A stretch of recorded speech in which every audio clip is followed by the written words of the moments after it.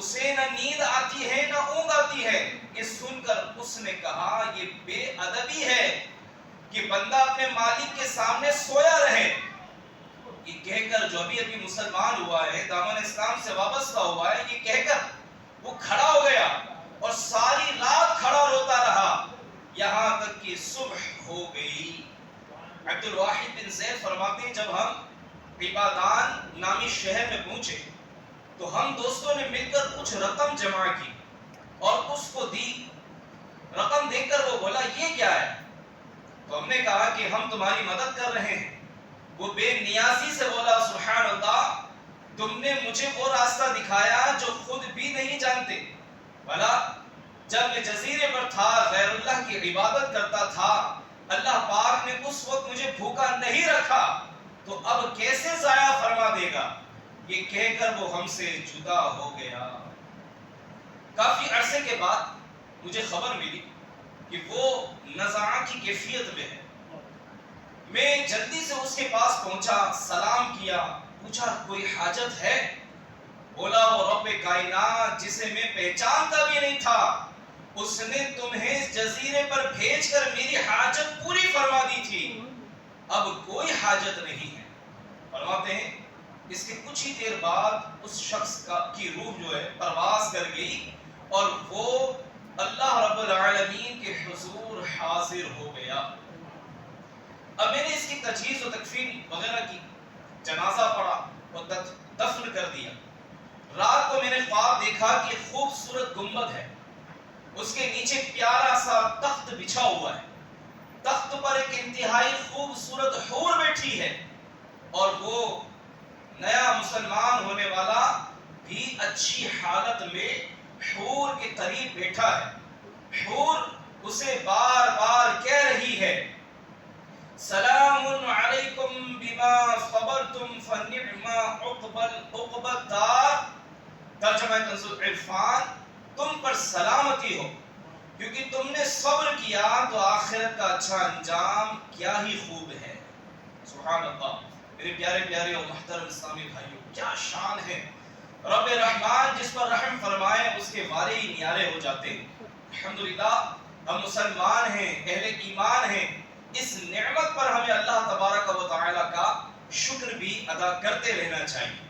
جس طرح کھانے پینے کا، پہننے اوڑھنے کا، اچھے کاروبار کا، اچھی اولاد کا، اچھی بیوی کا، اچھے پڑوسی کا اور دیگر اللہ تبارک و تعالی کی نعمتوں کا شکر کرتے ہیں، کرنا بھی چاہیے، وہی ایمان والا ہونے پر، اسلام کے ملنے پر، رسول اللہ صلی اللہ علیہ وسلم کی غلامی نصیب ہونے پر اللہ کا شکر ادا کرنا چاہیے کہ کریم تیرا احسان، تیرا کرم کہ تو نے ہمیں مسلمان بنایا۔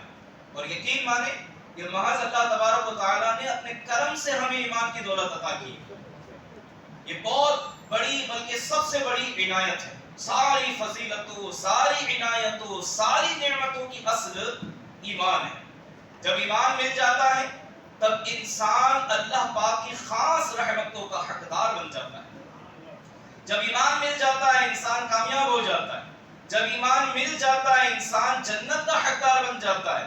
اللہ پاک ایمان والوں پر خاص کرم فرماتا ہے، ایمان والوں کو پاکیزہ زندگی عطا کی جاتی ہے، ایمان والوں کی نیکیاں قبول کی جاتی ہیں، ایمان والوں کے گناہ معاف کر دیے جاتے ہیں، ایمان والوں کی قبر جنت کا باغ بنتی ہے، ایمان والوں کو راحت و سکون نصیب ہوتا ہے، اور ایمان والے ہی ہیں جن کے لیے آخرت کی تمام نعمتیں تیار کی گئی ہیں۔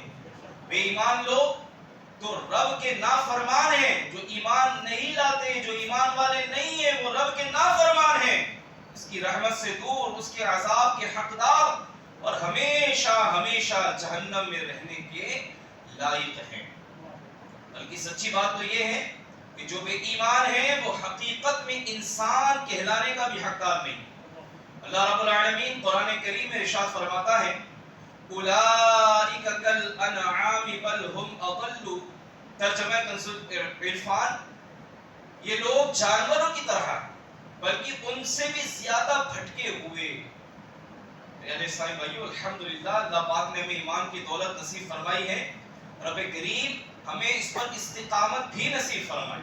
مرتے دم تک ہم مسلمان رہیں، ایمان کی حالت میں زندہ رہیں، ایمان کی حالت پر موت آئے اور ایمان کی حالت میں ہی اٹھیں۔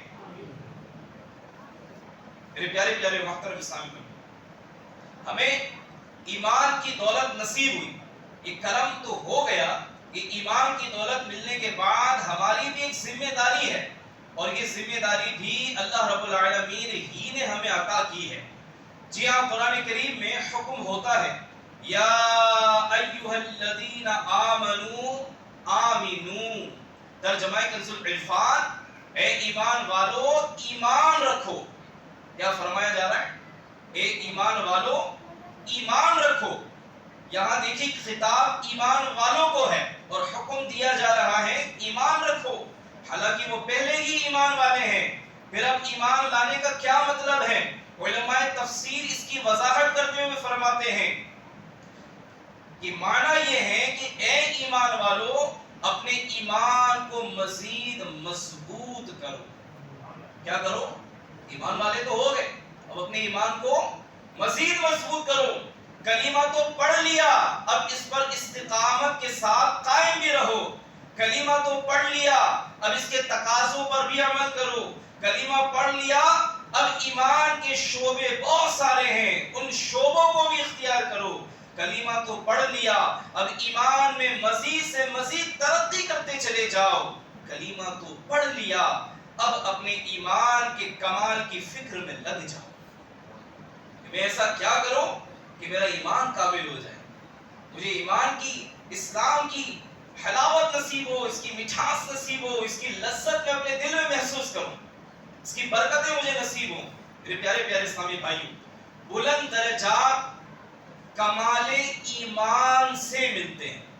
یہ بات اللہ کے ہمیں یاد رہ جائے کہ بلند درجات جو ہوتے ہیں نا، یہ کمال ایمان سے ملتے ہیں۔ جس کا ایمان جتنا کامل ہوتا جائے گا، جو ایمان کے معاملے میں، دین کے معاملے میں جتنا آگے بڑھتا جائے گا، بلندیوں کی طرف بڑھتا جائے گا، اس کے اتنے زیادہ درجات بلند ہوتے چلے جائیں گے۔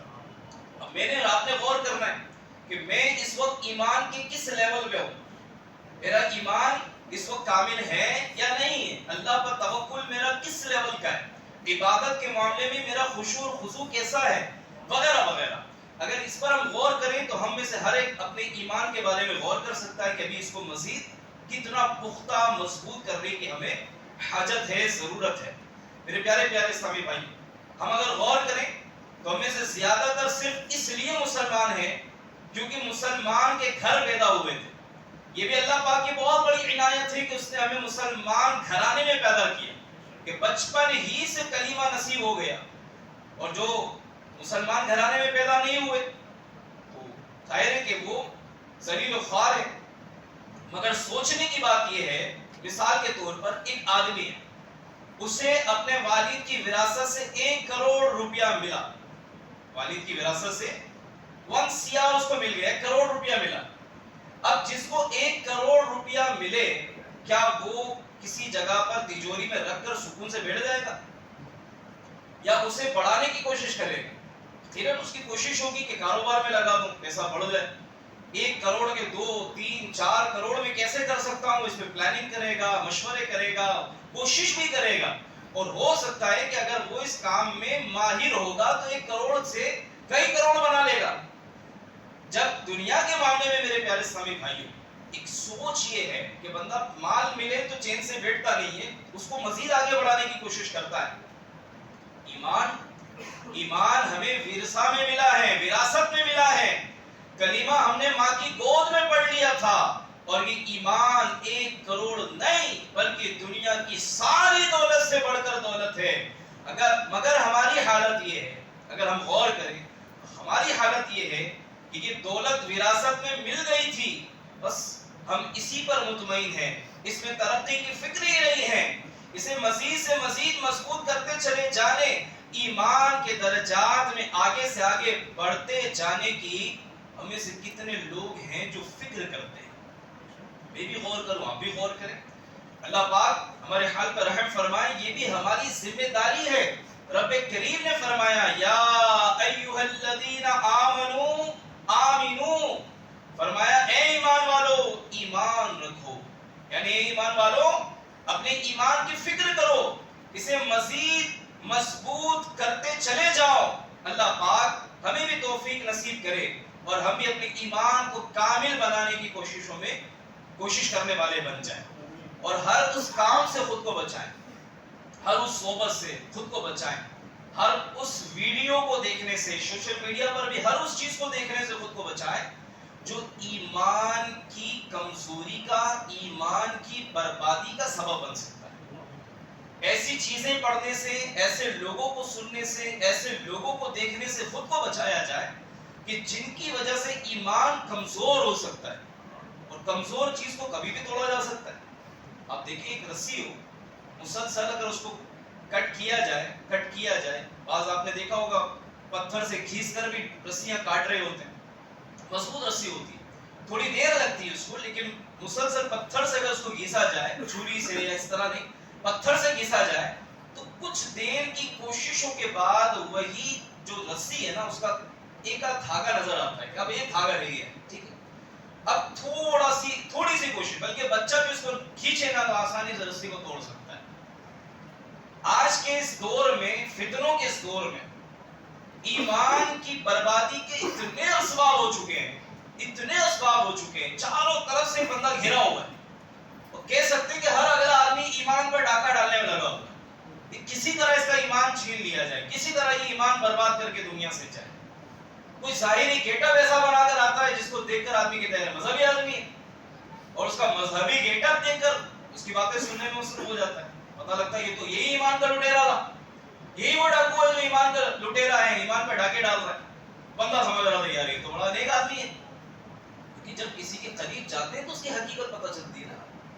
دور سے دیکھ کر تو آدمی بہت کچھ گمان کر رہا ہوتا ہے، لیکن جب قریب جاتے ہیں تو پتہ لگتا ہے کہ یہ تو بد عقیدگی کی بدبو میں ہٹا ہوا ہے، یہ تو خود گمراہ ہے، یہ تو خود بھٹکا ہوا ہے، اس کی صحبت میں بیٹھنے والا خود بھٹک جائے گا۔ تو میرے پیارے پیارے اسلامی بھائیو، ایمان یہ بہت بڑی نعمت ہمیں ہمارے رب نے عطا کی ہے۔ ہم میں سے کتنے ایسے، جنہیں بتائیں ہم میں سے کون ایسا ہے جس نے اسلام اور ایمان کو پانے کے لیے اپنی جان کو خطرے میں ڈالا، جان کی قربانیاں دی، تکلیفیں اٹھائیں، مار کھائی، تنگی اٹھائی، فاقے برداشت کیے؟ کون ہے ایسا؟ اللہ پاک کا کتنا بڑا احسان ہے کہ ہم نے جب آنکھ کھولی تو مسلمان گھرانے میں تھے، اللہ نے ہمیں ایمان کی دولت بغیر مشقت کے عطا کی، بغیر محنت کے عطا کی، اپنے حبیب کی امت میں پیدا کر دیا۔ یہ کتنا بڑا انعام ہے ہمارے رب کا ہم پر۔ اب ہماری کوشش یہ ہو کہ جو بغیر محنت کے مل جائے نا، ہم اسے زیادہ سنبھالنے کی کوشش کریں کہ کہیں یہ ایمان برباد نہ ہو جائے۔ آپ پڑھیں کتابیں تو آپ کو ہمیں پتہ لگے گا کہ جنہوں نے ایمان، سلب ایمان کی فکر نہیں کی نا کہ ایمان برباد ہو سکتا ہے، ایمان ضائع ہو سکتا ہے، علماء فرماتے ہیں کہ جس کو زندگی میں سلب ایمان، ایمان کے چھن جانے کا خوف نہیں ہوتا، نزاع کے وقت اس کے ایمان کے برباد ہونے کے زیادہ چانسز ہوتے ہیں، زیادہ خطرات رہتے ہیں کہ کہیں نزاع کے وقت اس کا ایمان ہی برباد ہونا ہو جائے۔ آج ہم اس کی پرواہ ہی نہیں کر رہے، الا ماشاءاللہ ہفتہ اور اجتماع ہے، اجتماعی بات کی جائے گی، الا ماشاءاللہ جن کو ایمان کی فکر۔ امیر اہل سنت کی زندگی کی سب سے نازک کتاب، امیر اہل سنت نے اب تک 143 کتابیں لکھ چکے ہیں الحمدللہ، بانی دعوت اسلامی امیر اہل سنت مولانا محمد الیاس قادری صاحب 143 کتب و رسائل لکھ چکے ہیں الحمدللہ، اور دنیا میں جن کی سب سے زیادہ کتابیں پڑھی جاتی ہیں، اگر وہ فہرست بنائی جائے تو اس فہرست میں آپ ایک نمایاں نام مولانا الیاس قادری صاحب کا بھی دیکھیں گے۔ آپ فرماتے ہیں میری زندگی کی سب سے نازک کتاب جو ہے وہ ہے کفریہ کلمات کے بارے میں سوال جواب۔ میں اگر آپ سے پوچھنا چاہوں کہ آپ میں سے کس کس کے گھر میں یہ کتاب ہے، تو کیا آپ بتائیں گے میرے گھر میں کتاب ہے؟ کس کس کے پاس یہ کتاب ہے؟ اور آپ دیکھ لیں اتنے سارے عاشقان رسول میں 3-4 کے گھر میں یہ کتاب ہے۔ اس کا تعلق ایمان سے، اس میں فرشتوں کے بارے میں عقیدہ کیا ہونا چاہیے، جنت دوزخ کے بارے میں، اللہ کے بارے میں وغیرہ وغیرہ، جو ہمارے نظریات ہیں، ہمارے عقائد ہیں، عقائد اہل سنت ہیں، ان کو سامنے رکھ کر کوشچن آنسر کی صورت میں بڑی خوبصورت کتاب تیار کی۔ اور آج کے دور میں سمجھتا ہوں ہر مسلمان کی اہم ضرورت ہے، اہم ترین ضرورت ہے، ہمارے گھر میں یہ ہونی چاہیے۔ ہمیں پڑھنا بھی چاہیے. اسی کے شروعات کے صفحات جو ہے نا اس کے اندر خوف خدا کا اور ایمان کی حفاظت کے حوالے سے جو بیان ہے اللہ اکبر کمال کا بیان ہے, کمال کا بیان ہے. اگر واقعی کسی کے دل کی زمین نرم ہو نا تو پڑھتے پڑھتے اس کی پلکیں بھیگ جائیں گی. یا اللہ اگر میرا ایمان برباد ہو گیا تو یہ حج, یہ عمرے, یہ خیرات, یہ زکوٰۃ, یہ مسجدیں, یہ مدرسے, یہ غریبوں کی مدد, یہ شادیاں کروانا, یہ دہیز دینا, یہ جتنے دینی سماجی فلاحی کام ہیں اس میں سے کوئی فائدہ پہنچانے والے نہیں اگر ایمان برباد ہو گیا. اسی میں مختصر سے بات لکھی ہے, بڑی خوبصورت بات ہے. ایک نوجوان تھا, اسے ایمان کی بربادی کی کا خوف بیٹھ گیا کہ میرا ایمان برباد ہو. نوجوان تھا, اب اس کی یہ کیفیت ہو گئی میرے پیارے اسلامی بھائیوں کہ وہ لوگوں سے الگ تھلگ رہنے لگا. لوگوں سے زیادہ مل جل اس نے بند کر دی کہ اب زیادہ ملنا نہیں ہے لوگوں سے, کہ کہیں ایسا نہ ہو کہ کوئی کفر بکے اور اس کی ہاں میں ہاں ملا کر میں بھی برباد ہو جاؤں. یہ بھی تو ہوتا ہے نا, کفر بکا نہیں لیکن کفر میں شامل ہو گیا, کفر میں جو ہے وہ ہاں میں ہاں ملا دی, اس پر راضی ہو گیا, تو اس کے اور بھی کوئی مسائل ہیں. بہرحال جب اس کے دل میں نوجوان تھا, جوانی میں اس کے دل میں اس بات کا ڈر اور خوف بیٹھ گیا کہیں میرا ایمان برباد نہ ہو جائے, لوگوں سے الگ تھلگ رہنے لگا. اے میرے پیارے پیارے محترم اسلامی بھائی, کسی ایک بزرگ فرماتے کہ میں نے اس شخص سے پوچھا, اس نوجوان سے ملاقات کی کہ تم لوگوں سے ملتے جلتے کیوں نہیں ہو, تم دکھتے بھی کم ہو. اس نے یہ بتایا, یہی بات بیان کی, دہرائی کہ مجھے یہ ڈر بیٹھ گیا ہے کہ کہیں میرا ایمان برباد نہ ہو جائے. کیا آج اس طرح ہمیں ڈر ہے کہ کہیں میرا ایمان لٹ نہ جائے, کہیں میرا ایمان برباد نہ ہو جائے, کہیں ہاں میں ہاں ملانے میں برباد نہ ہو جاؤں, کہیں مجھے بری صحبت برباد نہ کر دے, کہیں ہر کسی کا سوشل میڈیا کہتے ہیں نا ہوا چلی تو سب کو ملی. سوشل میڈیا پہ جو آ گیا, جس کے ویورز زیادہ ہیں, جس کے ویوز زیادہ ہیں, جس کو سننے والے زیادہ, بھائی زیادہ سن رہے ہوں گے لیکن یہ تو دیکھو اس کو سننا میرے لیے شرم درست ہے بھی یا نہیں, سنو یا نہیں سنو. کوئی ایک بات اس نے ایسی کر دی جس کی وجہ سے میرے دل میں وسوسے کا زلزلہ آ گیا, میرے دل میں وسوسے کا اس نے بیج بو دیا. اور میں نے پوچھا بھی ایسے لوگوں سے کہ مطمئن نہ کر سکے, اور اللہ نہ کرے اگر ایمان برباد ہو گیا, اپنے عقائد و نظریات سے ہٹ گیا تو بنے گا کیا, جائے گا کدھر, اس کا اینڈ کیا ہوگا, اس کا انجام کیا ہوگا. اس لیے میرے پیارے اسلامی بھائیوں, ایمان کی حفاظت کرنا, ایمان کی فکر کرنا اور اس میں مضبوطی لانے کی کوشش کرتے رہنا, یہ بہت بہت بہت ضروری ہے.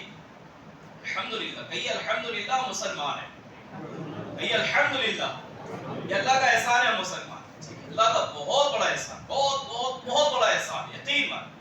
اب اس کو مضبوط کرنے کی کوشش اپنے مزید تیز کرنی ہے. کامل مومن کی نشانیاں کیا ہیں, آئیے اب سنتے ہیں. کامل مومن کی جو پہلی نشانی ہے نا وہ بیان کی گئی, والذین هم عن اللغو معرضون, فرمایا اور وہ جو فضول بات سے منہ پھیرنے والے ہیں. یہ کامل مومن کی نشانی ہے, فضول بات کی طرف توجہ ہی نہیں کرتے. کامیاب مومن وہ ہوتا ہے جو ہر فضول اور باطل چیز سے دور رہتا ہے. میرے پیارے محترم اسلامی بھائیو, یہ ہے کامل مومن کی نشانی. کامل مومن وقت کا قدردان ہوتا ہے, اپنے قیمتی وقت کو فضول کاموں میں نہیں گواتا, کیونکہ جو ایمان والا ہے وہ جانتا ہے کہ مجھے یہ زندگی فضول میں نہیں دی گئی, مجھے مرنا ہے, روز قیامت اٹھنا ہے, رب کے حضور حاضر ہونا ہے, اپنی زندگی کے ایک ایک لمحے کا حساب دینا ہے. چونکہ وہ رب کے حضور حاضری سے ڈرتا ہے, چونکہ وہ قیامت کے حساب کی فکر کرتا ہے, چونکہ وہ اپنی زندگی کے ایک ایک لمحے کا ذمہ دار ہے, لہذا وہ اپنا وقت فضولیات میں نہیں گزارتا, اپنے وقت کی قدر کرتا ہے. لیکن افسوس آج ہمارے حالات بڑے نازک ہیں. اس معاملے میں بھی ہم بڑا عجیب و غریب انداز جی رہے ہیں, بڑے عجیب و غریب انداز میں زندگی گزار رہے ہیں. فضولیات کی انتہائی کثرت ہے, جس کو دیکھو اپنے وقت کو برباد کرنے میں لگا ہو. گویا اگر یہ کہا جائے تو بھی غلط نہیں ہوگا کہ ہر اگلا آدمی گویا وقت کی بربادی کے لیے مقابلہ کر رہا ہے کہ کون زیادہ یونیک طریقے سے اپنا وقت برباد کرتا ہے. ہر اگلا آدمی مقابلے میں لگا ہے کہ بس میرا وقت میں کیسے برباد کروں. کوئی جناب کبھی سالگرہ کے نام پر, کبھی نیو ایئر نائٹ کے نام پر, کبھی اینیورسری کے نام پر, کبھی پکنک کے نام پر گناہوں بھرے فنکشن رکھے جاتے ہیں. اسی طرح کئی کئی گھنٹے فضولیات نہیں بلکہ گناہوں کی نذر کر دیے جاتے ہیں. یقیناً سالگرہ کرنا گناہ نہیں ہے, لیکن آج حال یہ ہے ہمارے یہاں، انداز یہ ہے کہ فضولیات سے بھرپور بلکہ گناہوں والا انداز بھی اختیار کیا جاتا ہے۔ آج مسلمانوں کا مقصد حیات صرف کھاؤ پی اور جان بناؤ رہ گیا۔ دوستوں کی بیٹھکیں ہیں، ہوٹلنگ کی کثرت ہے، کئی کئی گھنٹے بلکہ راتوں کی راتیں خوش گپیوں کی نظر کر دی جاتی، پھر رہی صحیح کثر موبائل اور سوشل میڈیا نے نکال دی۔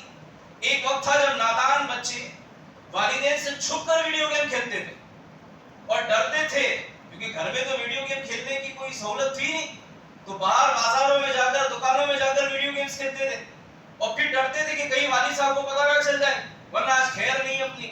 اچھا، اس بات سے بھی ڈرتے تھے کہ کوئی عزیز مجھے دیکھ نہ لے، کوئی جان پہچان والا گلی محلے والا مجھے دیکھ نہ لے کہ اگر اس نے جا کر والد صاحب کو کہہ دیا تب بھی مار پیٹنی ہے۔ لیکن اب زمانے نے یو ٹرن لے لیا، پہلے یہ حال تھا اور اب والد خود اپنے بچوں کو ویڈیو گیمز لا کر دے رہے ہیں، بلکہ بچوں کے ساتھ کھیل بیٹھ کر ویڈیو گیمز کھیلے جا رہے ہیں۔ اخلاقیات کو تباہ کرنے والی ویڈیو گیمز موجود ہیں، جی ہاں، بے حیا بنانے والے ویڈیو گیمز موجود ہیں۔ گیمز کی شکل میں کیا کچھ کرنا ہے آپ کو وہ سب کچھ موجود ہے، جوا کھیلنا ہے، معاذ اللہ بدکاری کرنا ہے، کیا کرنا ہے وہ ویڈیو گیمز کی شکل میں موجود ہے۔ اور آج ہمارے بچے نوجوان، کیا چھوٹے کیا بڑے اور کیا بڑی عمر والے، ایک بڑی تعداد جو ہے وہ اس آفت میں مبتلا ہے، مبتلا ہے، ٹھیک ٹھاک مبتلا ہے۔ آپ دیکھیں شادی کے نام پر جب دور دراز کے رشتہ دار ہمارے گھروں میں آتے ہیں، آپ اور ہم میں سے تقریباً شاید ایسے ہوں گے جن کو اس کا واسطہ پڑا ہوگا، گھر میں مہمان آتے ہیں، 2-4-5 دن کے لیے گھر میں رہتے ہیں، کیا کرتے ہیں؟ کیا وقت پہ نماز کے لیے جاتے ہیں؟ کیا تلاوت کرتے ہیں؟ کیا گھر میں درود خوانی ہوتی ہے؟ کیا ہوتا ہے؟ آپ دیکھیں گھر میں باہر سے آنے والے مہمان بھی جو گھر میں رکے ہوئے موبائل میں ویڈیو گیمز کھیل رہے ہیں، بچے گانے چلا رہے ہیں، شارٹس دیکھ رہے ہیں، ریلز دیکھ رہے ہیں، اسکرول کر رہے ہیں، لیٹ نائٹ تک جناب یہ سارے کام کر رہے ہوتے ہیں، فضول اسکرولنگ کر رہے ہوتے ہیں، کئی کئی گھنٹے فضولیات کی نظر ہو جاتے ہیں، راتیں گزر جاتی ہیں، نیند پوری نہیں ہوتی، طبیعت خراب ہوتی ہے، کرنے کے کام ادھورے رہ جاتے ہیں، اور پھر بندہ کہتا ہے میرے تو کام ہی نہیں ہو رہے۔ بھائی کام کیسے ہوں گے؟ اپنے آپ کو فضولیات کی دنیا سے باہر نکالنا پڑے گا نا۔ کامل مومن کی نشانیوں میں سے ایک نشانی بتائی گئی کہ یہ فضول کاموں سے خود کو بچاتا ہے۔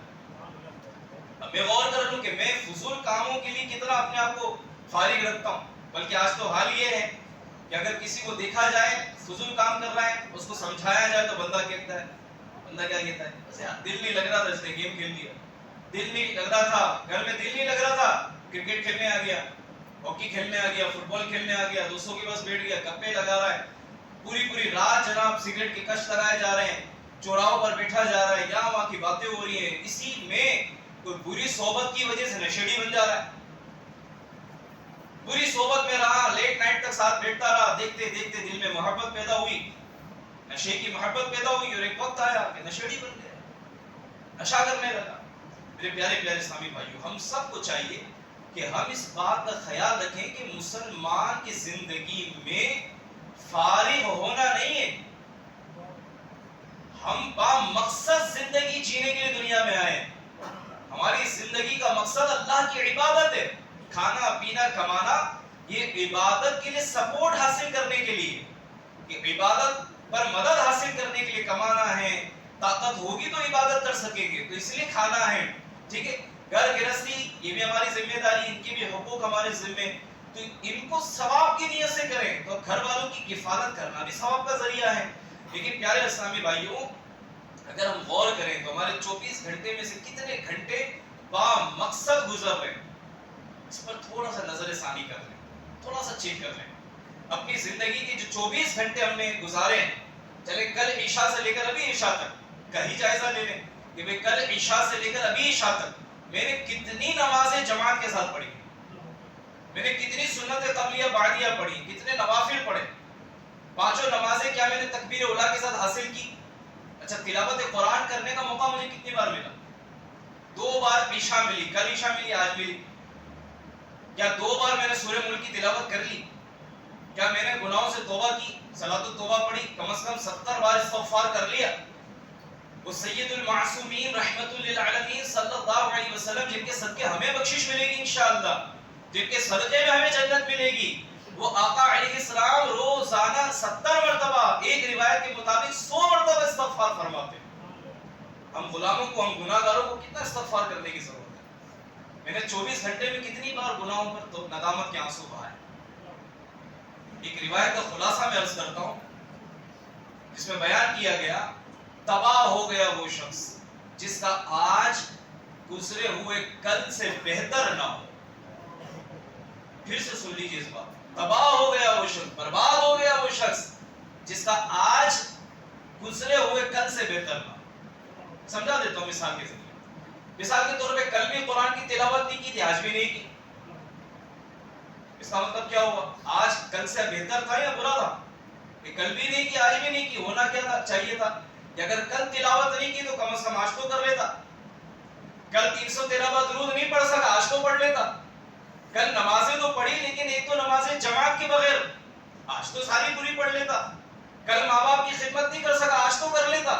کل صدقہ نہیں کر سکا، آج تو کر لیتا. اللہ کے بندے، کل مسجد میں دل نہیں لگا، آج تو دل لگا لیتا. کل سنتوں پر عمل نہیں ہو سکا، کھانے پینے کی، اٹھنے بیٹھنے کی، سونے جاگنے کی، آج تو کر لیتا. اللہ نے تجھے آج زندگی کا ایک اور موقع دیا تھا نا. جب بھی ہم سو کر اٹھتے ہیں سمجھے ایک نئی زندگی، ایک نیا چانس، ایک نیا موقع ہے. ہر دن ایسے جیے میں اور آپ کہ بس یہ آج آخری دن ہے، یہ میری زندگی کا آخری دن. آپ سچی مطلب اس کو کبھی محسوس کر کے دیکھیں. جس دن اس سوچ کے ساتھ میں نے نماز پڑھنا شروع کی نا، ہمیں نماز میں لذت ملنا شروع ہو جائے گی، نماز میں دل لگنا شروع ہو جائے گا. جو لوگ اس بات کی شکایت کرتے ہیں نا کہ نماز میں دل نہیں لگتا، نماز میں وسوسے آتے ہیں، نماز میں خشوع اور خضوع نہیں ملتا، آپ یہ ٹرائی کریں. جب بھی نماز پڑھنے کھڑے ہونا اس سے پہلے چند لمحوں کے لیے، چند سیکنڈ کے لیے آنکھ بند کریں اور یہ غور کریں کہ یار یہ زندگی کی آخری نماز ہو سکتی ہے. ہو سکتا ہے کل مجھے یہ نماز پڑھنے کا موقع نہ ملے. آج عشاء پڑھی، ہو سکتا ہے کل کی عشاء نہ ملے. اگر فجر میں زندہ سلامت اٹھ گیا اور نماز پڑھنے کی سعادت مل گئی تو ہو سکتا ہے اگلی فجر نہ ملے. ہر نماز کو آخری نماز سمجھ کر اگر ہم پڑھنا شروع کرتے ہیں ہمارا دل لگے گا، قرات میں مزہ آئے گا. ایسا لگے گا سجدے میں پڑھا رہا ہوں، دل کرے گا قیام طویل کر دوں، رکوع طویل کر دوں، زیادہ سورتیں پڑھ لوں. یقین مانیں ہے کسی کی نیت بنتی کہ انشاءاللہ وہ نماز اس انداز میں پڑھیں گے انشاءاللہ کے ساتھ؟ یقین مانیں آج سے نیت کر لیں گے انشاءاللہ اب جو نماز ہم پڑھیں گے اس کے مطابق پڑھیں گے. حضرت قاضی شریح رحمۃ اللہ تعالی علیہ نے دو افراد کو فضول کام کرتے ہوئے دیکھا. فرمایا الفارغ ما امر بہذا، فارغ شخص کو اس کام کا حکم نہیں دیا گیا. اللہ پاک فرماتا ہے فَإِذَا فَرَغْتَ فَانْصَبْ، تو جب تم فارغ ہو تو خوب کوشش کرو. یعنی علماء نے لکھا اپنے فارغ وقت کو عبادت میں صرف کر.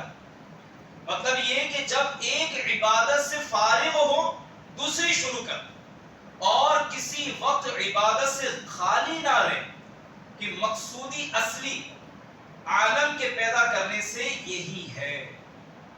جب ہم ایک نیکی کر لیں، مثلا آپ نے درود شریف پڑھ لیا، اب آپ فور ایگزامپل نماز سے فارغ ہو گئے، چلے نماز کی ایگزامپل سمجھ لیں. نماز سے فارغ ہو گئے، اب آپ نے کدھر جانا ہے؟ یا تو دکان پر جانا ہے یا گھر جانا ہے. اب مجھے پتا ہے کہ یہاں مسجد سے لے کر گھر یا دکان جانے تک مجھے 5 منٹ لگیں گے. اگر بندہ اس کا یوز کرے، عقل کا استعمال کرے، تو مسجد سے لے کر گھر یا دکان جانے تک اس وقت کو بھی وہ درود میں اللہ کے ذکر میں استعمال کر سکتا ہے. اگر یہ احساس پیدا ہو جائے کہ یہ زمین بھی گواہی دے گی قیامت کے دن. بزرگوں کی سیرت میں یہ چیزیں لکھی ہوئی ہیں. ایک بزرگ کے بارے میں آتا ہے کہ وہ کسی جگہ سے گزرے، اللہ کا ذکر کرتے ہوئے گزرا کرتے تھے. لیکن ایک مرتبہ ایسا ہوا کہ انہوں نے سفر سٹارٹ کیا اور اللہ کا ذکر کرنا بھول گئے. جب کچھ دور تک پہنچے یاد آئے کہ ارے میں نے تو اللہ کا ذکر ہی نہیں کیا. واپس وہیں آئے جہاں سے سفر شروع کیا تھا اور دوبارہ اللہ کا ذکر کرتے ہوئے وہاں سے سفر شروع کیا. کیوں؟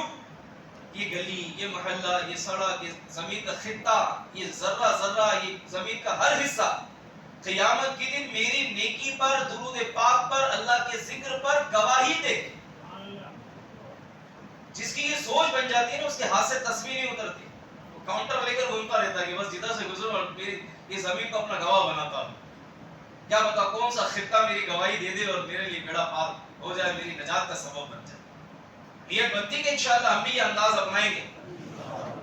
दौर ऐसा नाजुक चल रहा है, इस दौर में बात कर रहा हूं मैं आपसे कि जिस दौर में चलते फिरते फिल्में देखी जा रही है, चलते चलते फिल्म देख रहा है बंदा, चलते चलते गाना सुन रहा है। पहले तो किसी वक्त में किसी जगह में बैठकर जमाओं को लोग फिल्में देखते थे, खुद के घर में टीवी नहीं होता था, पड़ोसी के या पूरे मोहल्ले में किसी के घर में होता था, पूरा मोहल्ला वहां जमाओं के देखता था। अब तो चलते फिरते फिल्में देखी जा रही। एक गाड़ी चला रहा है तो पीछे बैठने वाला बैठकर अल्लाह का जिक्र नहीं कर रहा है, वो पीछे बैठ के फिल्में देख रहा है, क्रिकेट देख रहा है, उल्टी सीधी चीजें देख रहा है, शॉर्ट्स देख रहा है। क्या हो गया? अल्लाह हमारे हाल पर रहम फरमाए। दूसरा कामिल मोमिन की दूसरी निशानी सुनिए, अल्लाह पाक फरमाता है वल्लज़ीना हुम अला सलावातिहिम युहाफिज़ून, और वो जो अपनी नमाजों की हिफाजत करते हैं, ये भी कामिल मोमिन की निशानी है। जो कामिल ईमान वाला है वो अपनी नमाजों की हिफाजत करता है, नमाज़ें कज़ा नहीं करता, नमाजों के औकात का ख्याल रखता है, नमाज अच्छे अंदाज से पढ़ता है, खुशू और खुजू के साथ अदा करता है। आज मेरे प्यारे साईं भाइयों ऐसे खुश नसीब भी होंगे जो खुशू और खुजू के साथ नमाज पढ़ते होंगे, उनको बड़ा मजा आता होगा नमाज में। लेकिन ऐसे लोग भी हैं हमारे समाज में कि जो नमाज में होकर भी नमाज में नहीं होते, नमाज में है लेकिन दुकान की फिक्र लगी हुई है, नमाज में है लेकिन ग्राहक की फिक्र लगी हुई है, नमाज में है लेकिन जल्दी फारिग होकर क्रिकेट खेलने जाना है, जल्दी फारिग होकर दोस्तों के पास जाना है। बल्कि बास तो ऐसे भी होते, नमाज का वक्त हो गया दोस्तों को कहकर आते, खेल रहे होते, बैठे होते हैं, चौराहों पर बैठे होते हैं, होटलों में बैठे होते हैं, घर के बाहर बैठे होते हैं, इवन के मस्जिद के बाहर भी बैठे होते हैं। नमाज का वक्त होता है, तौफीक नहीं होती कि वो मस्जिद में आ जाए।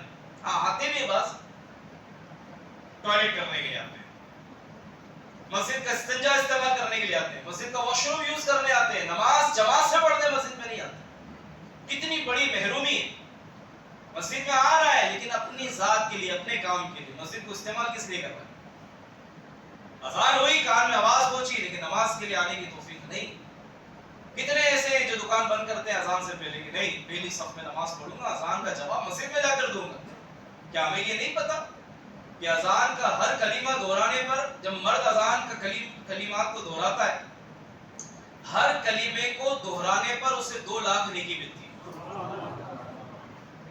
15 कलीमात को दोहरा ले जनाब, 2-3 मिनट में 30 लाख नेकियां जमा करने में कामयाब हो।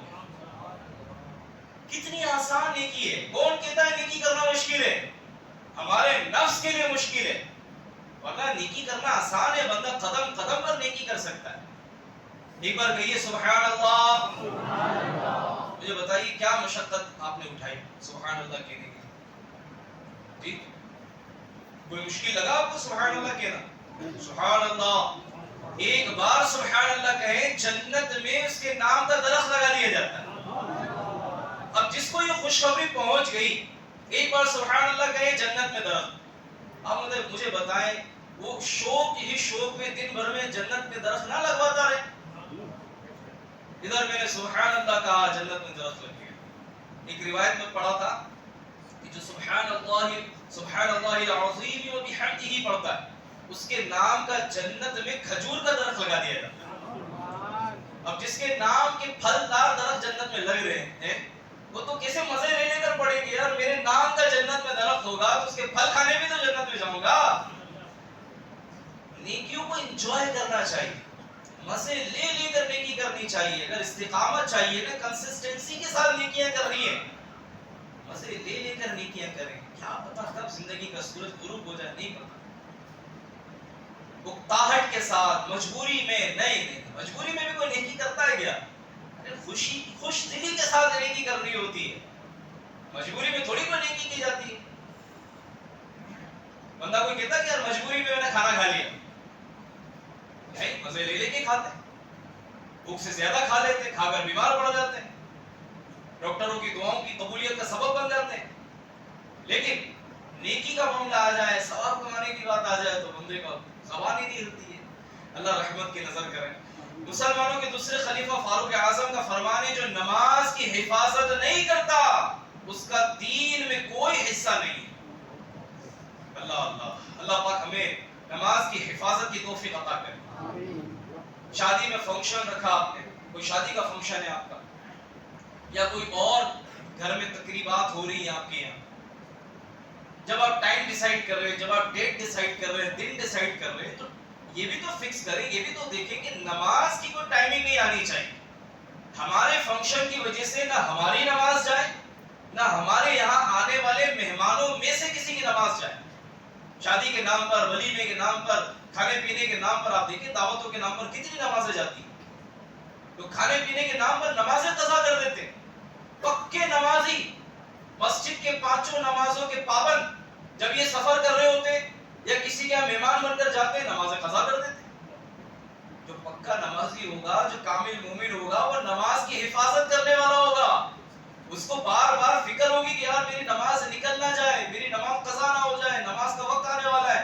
مجھے امیر اہل سنت یاد آتے ہیں, سبحان اللہ. آج کے دور میں کیا عظیم ہستی ہم نے پائی ہے, کیسے عظیم شخصیت کا دامن ہمیں ملا ہے. اہل سنت کو ان کی شخصیت پر ناز ہے. اہل سنت کی یہ ناک ہے کہ جنہوں نے اپنے کردار سے, اپنے عمل سے, اپنی گفتار سے, اپنی تبلیغ دین سے اور اللہ کے دین کی اشاعت و تبلیغ کے لیے مختلف انداز میں قربانیاں دے کر یہ بیان کر دیا, یہ بتا دیا, یہ سکھا دیا کہ دین کی خدمت اس طرح کی جاتی ہے. گفتار کے غازی نہیں ہے مولانا الیاس قادری, صرف اسی بول کر فارغ ہو گئے, گھنٹے دو گھنٹے کا بیان کر کے فری ہو گئے. نہیں, آج ہی میرے سورج سے پہلے بھی پتا تھا, لیکن آج دہرائی ہو گئی اور اتفاق سے وہ بات بھی آ گئی. میں آپ کو عرض کروں, امیر اہل سنت مولانا محمد الیاس قادری صاحب کا انداز میں آپ کو بتاؤں. آپ کا ایک آپریشن ہونا تھا, آپ اور ہم شادی کی ڈیٹ اور بات چل رہی تھی, اس پر ڈسکس کرتے کہ کون سی تاریخ, کون سا دن ہونا چاہیے وغیرہ وغیرہ. اس لیے نہیں کہ نماز کسی کی ضائع نہ ہو. ہم یہ دیکھتے ہیں اور یہ ٹائم رکھیں گے نا, وہ رشتہ داروں کا آنا آسان ہو جائے گا. ہم فلاں دن رکھیں گے تو فلاں رشتہ دار نہیں آئے گا. ہم رشتہ داروں کی سہولت کے لیے دن رکھتے ہیں, ٹائم فکس کرتے ہیں. نماز کا تصور ہی کدھر ہوتا ہے.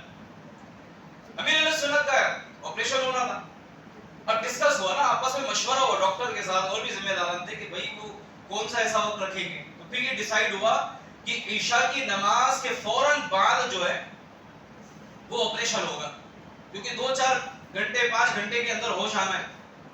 تو عشاء کی نماز جیسے وقت شروع ہوگا, عشاء کی نماز پڑھ کر جو ہے آپریشن کی ترکیب ہوگی, تاکہ ایک لمبا پیریڈ فجر کی نماز تک کے لیے مل جائے گا, ہوش میں آ جائیں گے, نماز فجر مل جائے گی. عشاء کی نماز ہوئی, نماز کے فوراً بعد مولانا محمد الیاس قادری صاحب کا آپریشن ہوا, اور وہی 2-4-5 گھنٹے کے بعد جب آپ کی کیفیت ہوش میں آنے لگے تو بار بار فکر کیا تھی. اسلامی بھائی جو تھے وہاں وہ اپنے فیڈ بیک دے رہے تھے کہ ہم امیر اہل سنت کے ساتھ تھے. ہم نے دیکھا کہ جب آپ کو ہوش آنے لگا تو آپ نے سب سے پہلے یہ پوچھا کہ فجر کا وقت ہو گیا, میری نماز نہ نکل جائے. نیم بے ہوشی ہے, نیم بے ہوشی میں آدمی کے اندر جو چیزیں ہوتی ہیں وہ نکل رہی ہوتی. وہ اسلامی بتا رہے تھے کہ امیر اہل سنت نیم بے ہوشی میں اور بار بار فرما رہے ہیں کہ میری نماز قضا نہ ہو جائے, نماز کا وقت آ گیا کیا, بار بار سوال کر رہے ہیں. پھر کبھی فرما رہے یا اللہ میرا ایمان سلامت رہے, یا اللہ میرے چاہنے والوں کا ایمان سلامت رہے. یہ امیر اہل سنت کی کیفیت میں آپ کو بتا رہا ہوں, نیم بے ہوشی کے عالم میں. اور جب فجر کا وقت شروع ہونے والا تھا اس سے پہلے آپ کی جو کیفیت بنی, پھر آپ کو اسلامی بھائیوں نے بیڈ پر ہی وضو کروایا, اور آپ نے اس پر عمل کیا کہ قیام فرض ہے تو میں کھڑے ہو کر پہلے قیام کروں گا, اور آپ نے فجر کی نماز ادا کی. ہمارے یہاں تو نماز قضا کرنے کے لیے سر کا درد ہونا ہی کافی, داڑھ کا درد ہی نماز قضا کرنے کے لیے کافی, پیٹ کا درد ہی کافی ہو جاتا ہے نماز قضا کرنے کے لیے. اللہ کرے کہ ہم نماز کے محافظ بنے, کیونکہ کامل مومن کی نشانیوں میں سے ایک نشانی کیا ہے کہ کامل مومن نماز کی حفاظت کرتا ہے, نماز قضا نہیں کرتا. جب نماز کے لیے کھڑا ہوتا ہے دنیا سے منقطع ہو جاتا ہے, پھر دل دماغ توجہ جو ہے وہ نماز میں لگاتا ہے. ایک بزرگ رحمۃ اللہ تعالی علیہ صحابی رسول ہے, آپ اپنے باغ میں نماز ادا کر رہے تھے, تو ایک ٹہنی پر چڑیاں بیٹھی تھی, چڑیاں چہچانے لگی, تو نماز میں آپ کی توجہ ہٹ گئی, آپ کا فوکس ہٹ گیا اور چڑیا کی طرف چلا گیا. آپ کو اتنا صدمہ ہوا, اتنا افسوس ہوا کہ نماز میں میری توجہ اس کی طرف کیسے چلے گی. وہ صحابی رسول نے, وہ دور تھا حضرت سیدنا عثمان غنی رضی اللہ تعالی عنہ کا, وہ صحابی حضرت عثمان غنی رضی اللہ تعالی عنہ کی بارگاہ میں حاضر ہوئے اور آپ نے اپنا وہ باغ اللہ کی راہ میں صدقہ کر دیا. اس صدمے میں، اس بات پر میں نماز پڑھ رہا تھا اور میری توجہ چڑیا کی وجہ سے تقسیم ہو گئی. کیا سوچ ہے، آپ سوچیے تو صحیح، غور تو کیجیے. اللہ کرے ہم بھی کوئی اپنے لیے نفس کے لیے سزا مقرر کر لے نا، کہ جب بھی نماز میں خشوع خضوع نہ ہونا تو ہم نیت کر لیں گے یار میں 313 روپے جو ہے اللہ کی راہ میں صدقہ کروں. آپ دیکھیں خشوع خضوع مطلب کیا کریں، دوڑ کر آئے گا، گلے لگا لے گا. کیوں نہیں کروں گا تو بھائی اتنا پیسہ دینا پڑے گا، اور وہ نوٹ جس سے زیادہ محبت ہو نا وہی اللہ کی راہ میں دینے کی نیت کرے.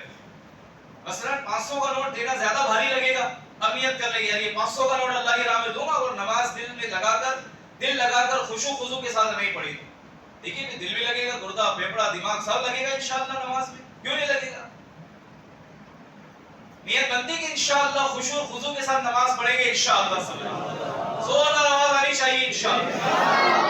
آپ دیکھ لیں کہ جس قبرستان میں ہم بیٹھے اتنے سارے یہاں قبریں ہیں، ساری قبریں بظاہر ایک جیسی ہیں.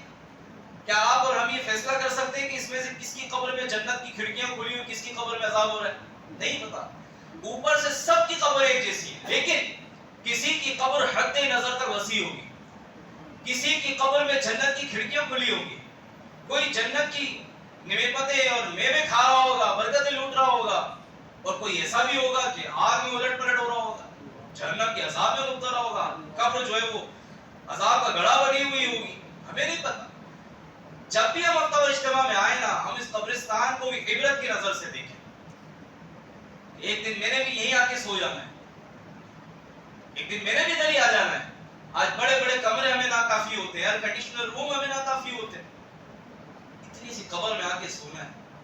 یہاں کے لیے میں نے کیا تیاری کی، یہاں کے لیے میں نے کیا انتظام کیا. دنیا میں رہنا تھا، 50 سال 60 سال 70 سال جینا تھا، اچھے سے اچھے گھر کا انتظام کیا اور گھر میں ساری سہولتیں جمع کرنے کی کوشش کی. جہاں ہمیں یہ شان نہ جانے کتنا عرصہ قبر میں گزارنا ہے، اس قبر کے لیے میں نے کیا انتظامات کیے، کیا انتظامات کیے. گھر میں تکیے کے بغیر نیند نہیں آتی، اے سی کے بغیر نیند نہیں آتی، بستر کے بغیر نیند نہیں آتی. قبر میں کتنا عرصہ پڑا رہوں گا مجھے نہیں پتا، میں کیسے رہوں گا قبر کے اندر. یہ نیکیاں نہ ہوئی، یہ تقوی نہ ہوا، پرہیزگاری نہ ہوئی، رب کی رحمت شامل حال نہ رہی تو ہمارا قبر میں بنے گا کیا. گناہگار کو تو قبر بھیج کر پسلیاں توڑ دے گی، ایسی دبائے گی. میرے پیارے اسلامی بھائیو، اللہ کا شکر ادا کرے ابھی سانسیں چل رہی ہیں، موقع ہے. جب تک سانسیں چل رہی ہے، دل دھڑک رہا ہے، ہمارے پاس جنت کی تیاری کرنے اور اللہ کو راضی کرنے کا موقع ہی موقع ہے. جس دن یہ دھڑکنیں بند ہوئی، سانسیں رک گئی، ختم. پھر کیا کر سکتے ہیں؟ 4 لوگ اٹھا کے لے جائیں گے، دفنا کرا دیں گے. اللہ پاک ہمارے حال پر رحم فرمائے. کامل مومن کی نشانیوں میں سے ایک نشانی پتہ ہے کیا ہے؟ اچھے اخلاق والا ہونا. کامل مومن جو ہوتا ہے وہ اچھے اخلاق والا ہوتا ہے. میرے حضور نے ارشاد فرمایا اہل ایمان میں زیادہ کامل ایمان والا وہ ہے جس کے اخلاق سب سے اچھے ہیں. صرف اخلاق بھائی نام رکھنے سے تھوڑی اخلاق اچھا ہو جائے گا. کوئی میں نے اخلاق نام رکھ لیا، لو بھائی اب ٹھیک ہے بچہ نام اچھا رکھا، اخلاق رکھ لیا، لیکن بھائی جان اب اخلاق نام کو ثابت بھی کرے، یعنی یہ ظاہر بھی کرے کہ نام بھی اخلاق والا اخلاق ہے تو انداز بھی اس نے اخلاق والا ہے. اللہ کرے آج ہم پیارے محترم اسلامی بھائی غور کریں، کامل مومن کی نشانی اچھے اخلاق ہونے والے. تھوڑی تھوڑی بات پر آستینیں چڑھاتے ہیں، پٹیلی دکھاتے ہیں، دادا گیری دکھاتے ہیں، اپنی طاقت بتاتے ہیں، اپنے دوست گنواتے ہیں. جانتا ہے میں فلاں کا دوست ہوں، جانتا ہے فلاں سے بھی میرے کانٹیکٹ ہیں، جھٹی کا دودھ یاد دلا دوں گا، اوقات یاد دلا دوں گا، جانتا نہیں مجھے. یہ بعض بیچارے نادان تکبر میں مبتلا ہو جاتے ہیں، طاقت کی وجہ سے، پیسوں کی وجہ سے، جان پہچان کی وجہ سے، شہرت اور عزت کی وجہ سے. نہ کریں ایسا. اللہ پاک کو تکبر کرنے والے بندے پسند نہیں. جتنوں نے تکبر کیا نا وہ تباہ و برباد ہو گئے. اٹھا کے دیکھ لیں آپ کتابیں، جنہوں نے اللہ عز و جل کے سامنے تکبر کیا وہ تباہ و برباد ہو گئے، تباہ و برباد ہو گئے. ان کے جان پہچان والے بھی نہ رہے، ان کی نسلیں تباہ ہو گئی، نہ رہے وہ.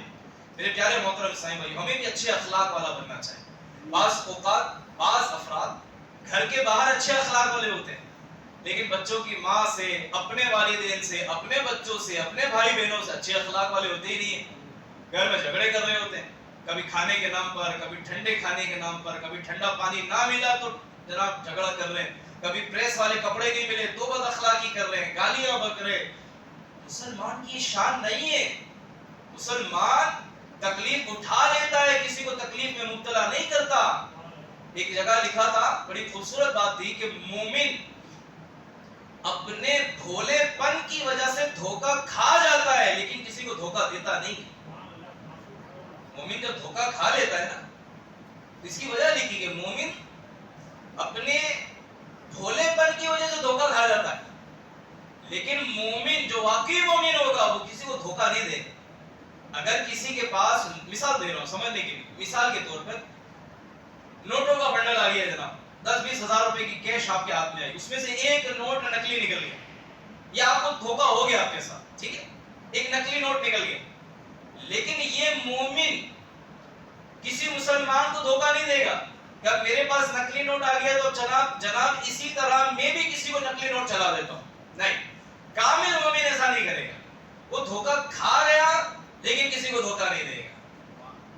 اس نے ملاوٹ والی کوئی چیز لے لی، غلطی سے لے لی، دھوکہ کھا لیا، لیکن جب اس کا بزنس و کاروبار کی بات آئی تو اس نے ملاوٹ کر کے کاروبار نہیں کیا۔ کامل مومن، میرے پیارے سائیں بھائیو، آج کے ہفتہ اور اجتماع سے ہم نے کامل مومن بننے کا شوق لے کر جانا ہے، جذبہ لے کر جانا ہے کہ میں کامل مومن بنوں گا۔ مومن تو ہوں لیکن کامل مومن بنوں گا اور مضبوط ہوں گا انشاءاللہ۔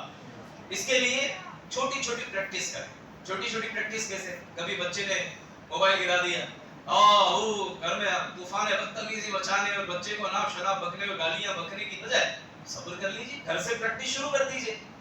ٹرین میں سفر کر رہے ہیں، لوکل میں تو ویسے صبر کرنے کے بہت موقع ملتے ہیں، کوئی کونی مارتا ہے، کوئی پیر رکھ دیتا ہے، تو کوئی گور کے دیتا ہے، تو کسی کے پسینے کی بدبو آ رہی ہے، تو کسی کا کیا تو کسی کا کیا۔ ایسے میں آپ کو ہم کو صبر کے زیادہ مواقع ملتے ہیں، حسن اخلاق کا مظاہرہ وہاں کرنے کا موقع ملتا ہے۔ پہلے لوگ مسلمانوں کے اچھے اخلاق دیکھ کر اپنے اخلاق، اپنی عادتوں کو درست کرتے رہے، اور اب یہ دور آ گیا ہے، اب وہ وقت آ گیا کہ مسلمانوں کے اچھے اخلاق، اچھے کردار اور اچھے انداز زندگی کو غیروں نے کاپی کیا، وہ آگے نکل گئے۔ انہوں نے ہم سے سیکھا اور آج ہم سے فیس لے کر، پیسہ لے کر ہمیں سکھا رہے ہیں، ورک شاپ کے نام پر، تو فلاں کے نام پر، تو فلاں کے نام پر۔ ٹائم مینجمنٹ کیا ہے؟ پڑھے حضور کی سیرت، پتہ چلے گا ٹائم مینجمنٹ کس کو کہتے ہیں۔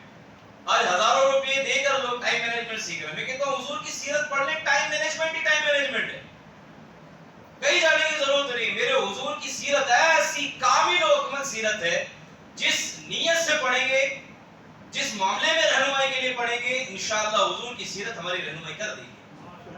صحابہ کی سیرت، تابعین کی سیرت، تابعین تابعین کی سیرت، بزرگان دین کی سیرت پڑھے تو صحیح، پڑھیں گے ہمارے لیے رہنمائی رہنمائی، ہمیں کسی کو اپنا رہنما بنانے کی ضرورت نہیں۔ ہمارے اصل رہنما میرے آقا صلی اللہ علیہ وسلم کی ذات ہے۔ ہم نے حضور کی سیرت کو فالو کرنا ہے، ہم نے ان کو آئیڈیل بنانا ہے، اور ان کے ماننے اور چاہنے والے اور جو ان کے طریقے پر چلے انہیں اپنا آئیڈیل بنانا ہے۔ ایک کامل مومن دنیا کے لیے آئیڈیل بنتا ہے، جو کامل مومن ہوگا وہی آئیڈیل بننے کے لائق ہوگا۔ تو جو کامل مومن بننا چاہتا ہے وہ حضور کی سیرت کے مطابق عمل کرے۔ میرے پیارے اسلامی بھائیو، اس کے لیے ہمیں بزرگان دین کی سیرت کو پڑھنا ہے، اپنے آقا علیہ السلام کی سیرت کو پڑھنا ہے۔ مجھے ایسا یاد پڑ رہا ہے کہ 12ویں کے مہینے میں نے یہاں بیان کیا تھا، اور یہاں میں نیت کروا کے گیا تھا کہ سیرت مصطفیٰ کتاب ہم نے پڑھنی ہے۔ آپ میں سے کس کس نے پڑھ لی؟ پوری پڑھ لی؟ ایک نے پڑھی ہے۔ میں تو کہتا ہوں حضور کی سیرت والی کتاب جو ہے نا، اس کو کھول کر پی لینا چاہیے ہم۔ آج کوئی نیت کرتا ہے کہ انشاءاللہ اب میں شروع کر دوں گا، پکی پکی نیت، کہ دنیا کی سب سے عظیم شخصیت کی سیرت پڑھنے کی دعوت دے رہا ہوں آپ کو۔ وہ جو نہ تھے تو کچھ نہ تھا، وہ جو نہ ہو تو کچھ نہ ہو، جان ہے وہ جہان کی، جان ہے تو جہان ہے۔ وہ وجہ تخلیق کائنات ہیں، جن کی وجہ سے سب کچھ بنا ہے، ان کی سیرت اگر ہم نہیں پڑھیں گے تو پھر کیا پڑھیں گے؟ آپ نے دنیا کی ساری ڈگریاں لے لی میرے بھائی، آپ نے بال سفید کر دیے پڑھتے پڑھتے، کام دھندا کرتے کرتے. حضور کی سیرت ہی نہیں پڑھنے کا ٹائم ملا ہم کو. چوٹ کر رہا ہوں میں آپ کو معذرت کے ساتھ، برا لگے تو ضرور برا مانیں، لیکن برا مان کر عمل شروع کر دے کہ برا بہت لگا ہے، آج سے حضور کی سیرت پڑھنا شروع. مسئلہ یہ کہ ہم برا مان کر بھی برا نہیں مانتے. مسئلہ یہی تو ہے. ایک تو یہ ہوتا ہے کہ برا لگ گیا، بندہ بولے یار اب تو اگلی بار ملوں گا نا تو سیرت مصطفیٰ پوری کتاب پڑھ کے ملوں گا. کیا خیال ہے؟ اے جوگیشوری کے ہفتہ وار اجتماع میں آنے والے عاشقان رسول، میں آپ کو حضور کی سیرت پڑھنے کی دعوت دے رہا ہوں. آواز نہیں آ رہی آپ کو؟ بلکہ حضور کی سیرت اپنے بچوں کو سکھانی ہے ہم نے. ایسا نہ ہو ادھر ہماری آنکھیں بند ہو اور ہمارے بچے فلمی اداکار گلوکار اور ادھر ادھر کے ناچنے والے گانے والوں کی محبت میں فدا ہو جائے، ان کے نقش قدم پر چلے جائیں. اپنے بچوں کو ہمیں سمجھانا پڑے گا کہ ہم نے فلمی اداکاروں گلوکاروں کا کلمہ نہیں پڑھا، ہم نے حضور کا کلمہ پڑھا ہے. ہم نے حضور کی سیرت پر عمل کرنا ہے. بیٹا یہ حضور کی سیرت ہم پڑھ کے بتائیں نا، واقعات حضور کی سیرت کے، مکی زندگی بتائیں، مدنی زندگی بتائیں، حضور کی تجارت کے واقعات بتائیں، حضور کے ازدواجی زندگی کے واقعات بتائیں، نواسوں کی تربیت کے واقعات بتائیں، دین کے لیے قربانی دینے کے واقعات بتائیں. اتنی چیزیں ہمارے پاس کہیں اور جانے کی ضرورت ہی نہیں ہے. اللہ پاک رحمت کی نظر کرے.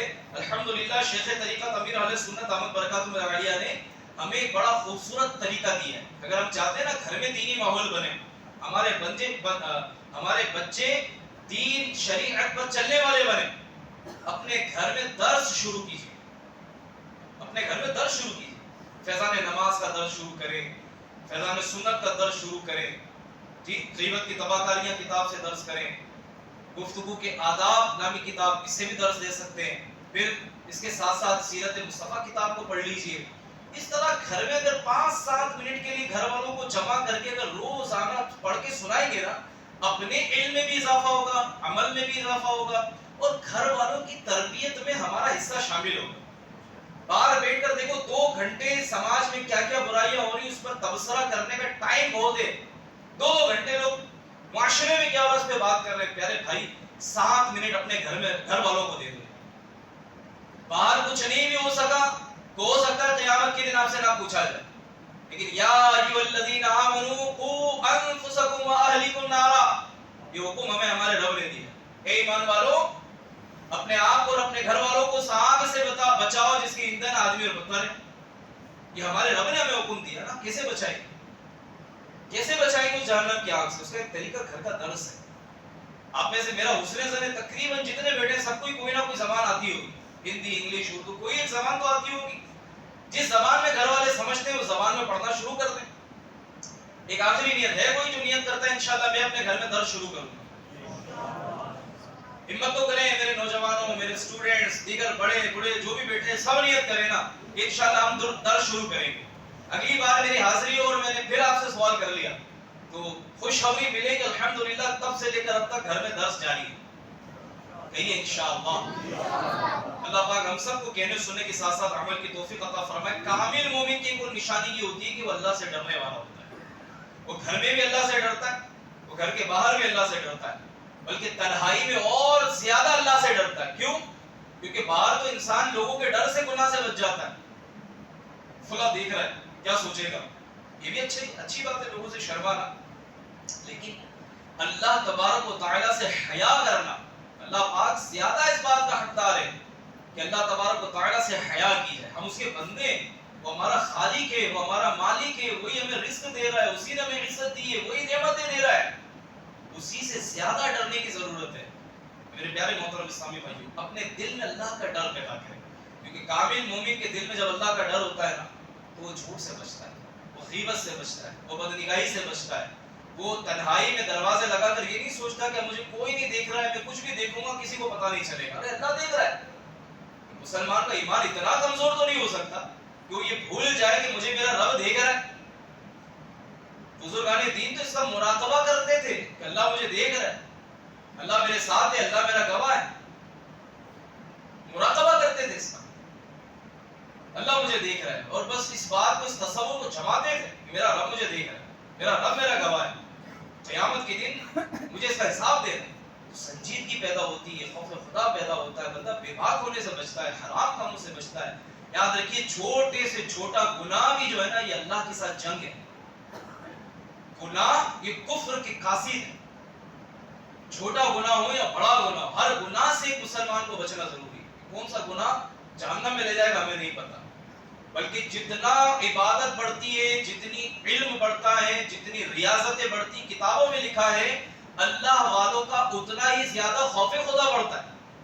ایسا نہیں ہوتا کہ جس کی عبادتیں بڑھ گئی وہ سمجھے کہ بس اب تو میں بخشا جاؤں گا. نہیں، جو جتنا زیادہ عبادت گزار ہوتا جاتا ہے اس کا اتنا خوف خدا بڑھتا جاتا ہے. کیوں؟ کیونکہ اسے عبادتوں کے ذریعے اللہ کا اتنا زیادہ قرب ملنا شروع ہو جاتا ہے. اور جسے اللہ کا زیادہ قرب ملتا ہے وہ اللہ سے اتنا ڈرنے والا زیادہ ہوتا ہے. اللہ ہم سب کے لیے عمل کرنا آسان کرے. میرے پیارے اسلامی بھائیو، الحمدللہ بااخلاق مومن بننے، خوف خدا اور عشق مصطفیٰ حاصل کرنے کے لیے دعوت اسلامی کے دینی ماحول سے وابستہ ہو جائے. 12 دینی کاموں میں بڑھ چڑھ کر حصہ لیجیے.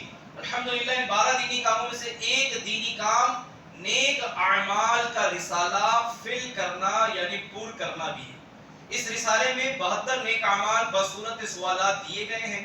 ان نیک اعمال میں سے ایک نیک عمل نمبر 21 یہ ہے کہ کیا آج آپ نے فجر کے لیے جگایا؟ کیا سوال ہے؟ کیا آج آپ نے فجر کے لیے مسلمانوں کو جگایا؟ پیارے پیارے اسلامی بھائیوں، نماز فجر کے لیے مسلمانوں کو جگانا سنت مصطفیٰ ہے. اللہ پاک کے پیارے پیارے آخری نبی رسول ہاشمی صلی اللہ تعالی علیہ وسلم فجر کے لیے جاتے ہوئے سوئے ہوئے کو جگاتے تھے. مسلمانوں کے دوسرے خلیفہ فاروق اعظم رضی اللہ تعالی عنہ کا بھی یہی انداز تھا، اور مسلمانوں کے چوتھے خلیفہ علی المرتضیٰ کرم اللہ تعالی وجہہ الکریم بھی اسی پیاری سنت کے عامل تھے. بلکہ مولا علی رضی اللہ تعالی عنہ تو مسلمانوں کو جگاتے ہوئے فجر کی نماز کے لیے جگا رہے تھے اور آپ پر قاتلانہ حملہ ہوا اور آپ شہید ہو گئے. اس سنت پر عمل کرتے ہوئے، فجر کے لیے جگانے والی سنت پر عمل کرتے کرتے شہید ہو گئے. آپ بھی سنت اپنائیے، نماز فجر کے لیے جگایا کیجیے، انشاءاللہ عز و جل بہت برکتیں ملیں گی. دوسروں کو جگائیں گے تو خود بھی انشاءاللہ نماز فجر با جماعت پڑھنے کی سعادت ملے گی. صبح نیکی کی دعوت عام کرنے کا ثواب ملے گا. آپ کے جگانے سے جتنے لوگ نماز پڑھیں گے ان سب کی نمازوں کا ثواب انہیں بھی ملے گا اور انشاءاللہ آپ کے اعمال نامے میں بھی لکھا جائے گا. یہ کتنا پیارا دینی کام ہے. اور آج سے نہیں، زمانے سے دعوت اسلامی کا یہ کام چل رہا ہے. دعوت اسلامی کو بنے 44 سال 44 ایئرز ہو چکے کم و بیش. تب سے، بلکہ اس سے بھی پہلے امیر علیہ سنت مسلمانوں کو نماز کے لیے جگاتے ہیں. تب سے لے کر یہ کام چل رہا ہے. آپ سب بھی دعوت اسلامی کا یہ کام اپنے علاقے میں شروع کیجیے. اور آپ دیکھیں رمضان جانے کے بعد کتنے سارے مسلمان مسجدوں سے بچھڑ جاتے ہیں. جو پورا مہینہ پہلی صف میں نماز پڑھنے والے بن گئے تھے، رمضان کے جاتے ہی وہ بھی مسجدوں سے دور ہو جاتے ہیں. جمعہ آتے ہیں. میری آپ سے ریکویسٹ ہے کہ ہم فجر کی نماز کے لیے مہم چلائیں. ہم سب مل کر اپنے علاقوں میں فجر میں جگانے کی تحریک چلائیں کہ ہم بھی فجر میں اٹھیں گے اور مسلمانوں کو اٹھائیں گے. طریقہ کار دعوت اسلامی کا موجود ہے، کیا پڑھنا ہے، کس طرح اٹھانا ہے، کیا احتیاط کرنی ہے، میگا فون کا یوز نہیں کرنا ہے، آواز کتنی ہونی چاہیے، الفاظ کیا ہونے چاہیے.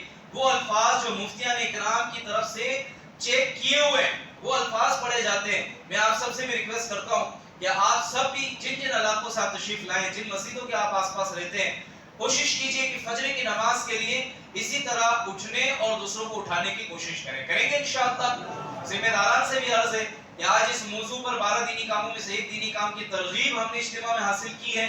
کوشش کریں کہ کل، جو کہ شب جمعہ بھی آج اور کل جمعہ ہے، جمعہ کی ایک نیکی 70 گنا زیادہ ثواب دلاتی ہے. ایک نیکی پر 70 گنا زیادہ ثواب ملتا ہے. تو کوشش کریں کہ کل سے ہم فجر میں جگانے والا دینی کام بڑھ چڑھ کے کرنے والے بن جائیں. کہیے انشاءاللہ. بیان کے اختتام کی طرف لیتے ہوئے آئیے کچھ سنت اور آداب عرض کرنے کی کوشش کرتا ہوں. خوشبو کی سنت اور آداب. دو فرامین مصطفیٰ سماعت فرمائیے. فرمایا مجھے تمہاری دنیا میں سے 3 چیزیں محبوب ہیں: خوشبو، عورتیں اور میری آنکھوں کی ٹھنڈک نماز بنائے گی. فرمایا 4 چیزیں نبیوں کی سنت میں داخل ہیں: نکاح، مسواک، حیا اور خوشبو لگانا.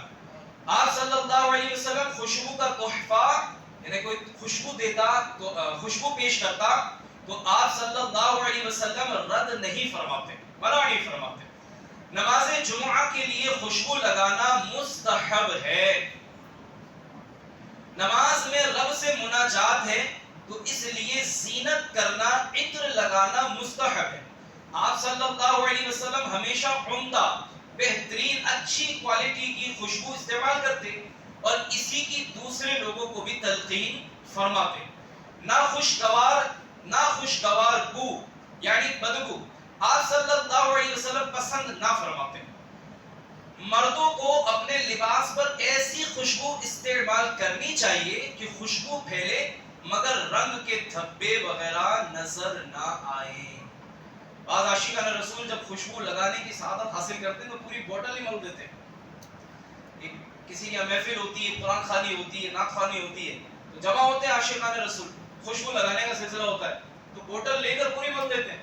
اگر وائٹ کپڑے ہیں تو بازو کا داغ لگ جاتے ہیں. تو خوشبو لگانے کا یہ طریقہ نہیں ہے. طریقہ کیا ہے؟ ہاتھ پر لگا دیں، ٹھیک ہے، خوشبو لگا لیں وغیرہ وغیرہ. لیکن یہ انداز نہ ہو کہ کسی کو تکلیف ہو. بعض اوقات خوشبو ہم چونکہ مجھے پسند ہے تو سب کو پسند آئی یہ ضروری نہیں ہے. بعض ایسی خوشبو لگاتے ہیں سونگتے ہی سر چڑھ جاتا ہے، سر میں درد شروع ہو جاتا ہے. تو خوشبو ایسی لگائے جو کسی کے لیے تکلیف کا سبب نہ بنے. اللہ پاک کرم فرمائے، رحمت کی نظر فرمائے. تو یاد دہانی حضور فرماتے ہیں صلی اللہ علیہ وسلم، اللہ پاک ہر شب جمعہ یعنی جمعرات اور جمعہ کی درمیانی رات ابتدا سے آخر تک آسمان دنیا کی طرف تجلی فرماتا ہے.